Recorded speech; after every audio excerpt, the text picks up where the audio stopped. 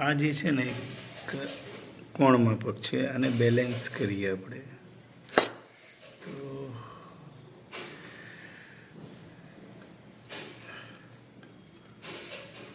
આ રીતે રહેતું નથી, આમ પડી જાય છે.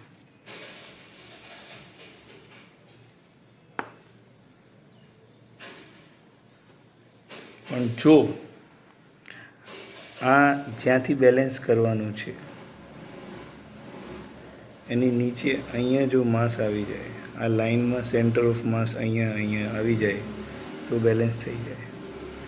એના માટે આ એક સેલો ટેપ છે જે ઘરમાં ઇઝીલી અવેલેબલ છે, અને અહીં મૂકી દઈએ આપણે. પછી જોઈએ, લેટ્સ સી. છે ને મેજિક.